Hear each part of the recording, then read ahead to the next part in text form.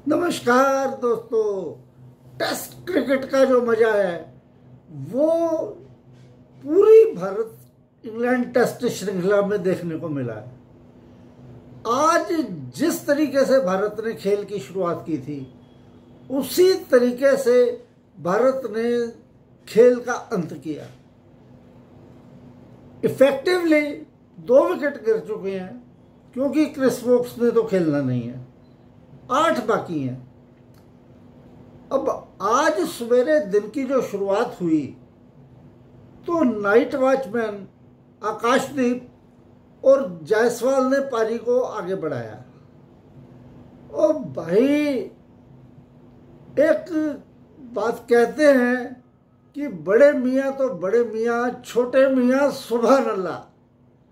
भाई जो आज आकाशदीप ने मेला लूटा है ना इंग्लैंड का, स्वाद आ गया देख के। कैच भी छूटा उनका, लेकिन उसमें आकाशदीप की क्या गलती है। इंग्लैंड वालों ने अगर 6 कैच टपकाए हैं तो उनको लीड भी 373 रन की हो गई है। बेहतरीन शुरुआत आज भारत की हुई।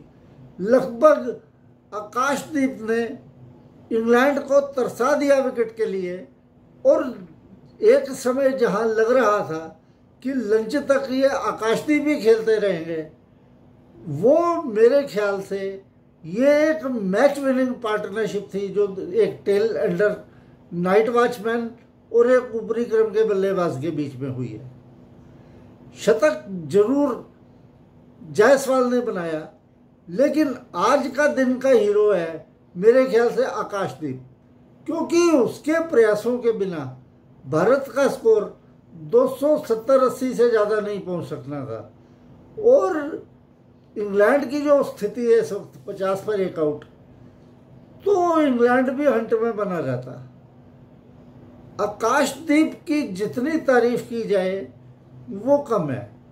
आज सुबह आकाशदीप और जायसवाल ने जब पारी की शुरुआत की तो लग रहा था कि आकाशदीप ऊपरी क्रम के बल्लेबाज हैं और जायसवाल, जो अटैकिंग क्रिकेट आकाशदीप ने खेली है, लंच से पहले आउट हो गए, लेकिन शतकीय भागीदारी तीसरे विकेट की जो मैच विनिंग स्कोर तक भारत को लेके गई है।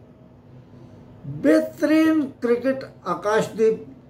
ऐसा जज्बा जब भारतीय टीम में होगा तो कौन कहता है भारत की टीम हारेगी इस मैच को।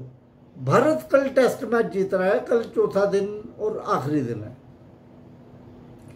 आकाशदीप के आउट होने के बाद गिल आए, उन्होंने भी लंच से पहले 2 करारे स्ट्रोक लगाकर चौके लगाए, लेकिन लंच के बाद पहली ही गेंद एटकिंसन की अंदर आई पड़कर गिल के पैड पे लगी और वो LBW हो गए।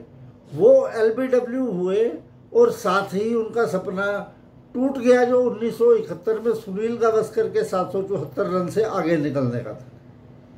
चलो कोई बात नहीं। अब लंच के बाद खेल लगता है कि पलटना शुरू हो गया। पहली गेंद करुण नायर की उंगलियों पे लगी और उनको काफ़ी परेशानी का सामना करना पड़ा। अब करुण नायर, ये बाकी के बल्लेबाज कोई इतना ज़्यादा नहीं, नियमित अंतराल के बाद विकेट गिरे। ध्रुव जुरेल ने 34 रन बनाए और रविंद्र जडेजा और वाशिंगटन सुंदर ने आखिरी समय में अर्धशतकीय साझेदारी वो रन पारियां खेलकर तो भारत को एक मजबूत स्थिति में लाकर खड़ा कर दिया। एक समय भारत के 9 विकेट गिर गए थे और वाशिंगटन सुंदर सिर्फ 17 रन पर थे, लेकिन उसने जो इंग्लैंड के बॉलरों की उसके बाद खबर ली है ना, भाई साहब छिक्कों की बारिश कर दी उसने। 4 छक्के और 3 चौके मारे आखिरी टेल एंडर खिलाड़ी के साथ। और ये जो आखिरी 37-38 उन्होंने रन भारत को दिए हैं, ये इस लो स्कोरिंग मैच में बेशकीमती हैं। अब इंग्लैंड ने शुरुआत आज अच्छी की। आज वो बेसबॉल नहीं खेले, जैसे पिछली बारी में 10 ओवरों में 90 कर दिए थे। लेकिन ये हैं बेसबॉल वाले, ये मानेंगे नहीं। आज नहीं खेले, इनका बल्ला बीच बीच में चलता था। क्राउली ने भी उठा के मारने की कोशिश की, कई बारी लगी नहीं, वो दूसरी बात है। बेन डकेट ने भी एक मारी थी गेंद, वो मोहम्मद सिराज से थोड़ी पीछे गिर गई। यही अगर किस्मत उसकी खराब होती तो वो हाथों में भी जा सकती थी। लेकिन इंग्लैंड का स्कोर 50 रन बिना किसी नुकसान के। दिन का आखिरी ओवर शुरू करता है मोहम्मद सिराज, और हमारे जो कमेंटेटर हैं वो बोल भी रहे थे कि अब इसकी ड्रामेबाजी शुरू हो जाएगी, ये चाहेगा कि इसे पक्का ही कर दे कि आखिरी ओवर है। जैसे लॉर्ड्स में किया था वैसे ही वो करना शुरू किया उसने तो, लेकिन उसके बाद वो ये भूल गया कि अब 2 ही मिनट का टाइम है, वो नॉर्मली भी खेलता रहता तो वो आराम से खेल सकता था।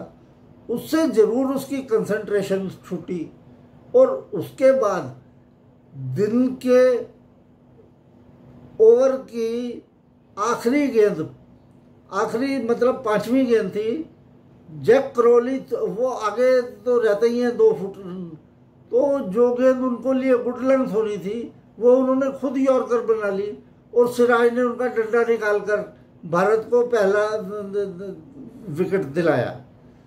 अब स्थिति ये है कि अनइवन बाउंस है इस पिच पे, कभी गेंद टप्पा खाकर ऊपर उठ रही है, कभी नीचे रह रही है, लेटरल मूवमेंट भी है।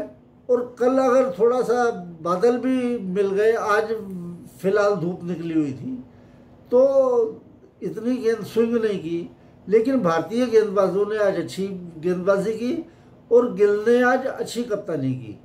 उसने देख लिया था कि पिछले मैच में, पिछली पारी में बेन डकेट और जैक क्राउली ने किस तरीके से कवर पॉइंट पर रन बनाए थे। आज उसने पहले बॉल से ही वहाँ पे फील्डर रख दिया, और अगर उन्होंने शॉट खेले भी तो 1-1 रन ही मिले। उससे उनकी फड़फड़ाहट साफ दिखाई दे रही थी। इसी फड़फड़ाहट में इंग्लैंड ने दिन के आखिरी गेंद पर विकेट गंवा दिया। अब जब कल खेल शुरू होगा तो मेरे को नहीं लगता कि इंग्लैंड की इस बल्लेबाजी में दम है कि 373 रन का लक्ष्य हासिल कर लेंगे। हेडिंग्ले की बात और थी। हेडिंग्ले में पहली बात तो ये है कि विकेट ऐसी नहीं थी, यहाँ पे अनइवन बाउंस है।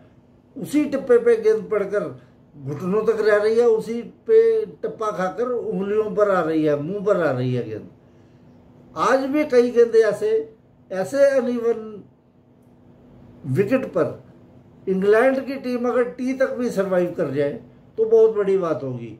मेरे ख्याल से कल जब भारत गेंदबाजी की शुरुआत करेगा तो शुरुआती झटके इंग्लैंड को लगेंगे, और लंच और टी के बीच में मेरे अनुमान के अनुसार ये टेस्ट मैच समाप्त हो रहा है। बाकी सलाम है हमारे आकाशदीप को, उन्होंने स्पेल भी बाद में शाम को अच्छा किया। बदकिस्मत रहे कि उन्हें विकेट नहीं मिली तो, लेकिन उनकी 67 रन की पारी की बदौलती, 66 रन की पारी की, आज भारत इस स्टेज पर खड़ा है कि सीरीज को बराबर करने के लिए कल वो मैदान में उतरेंगे।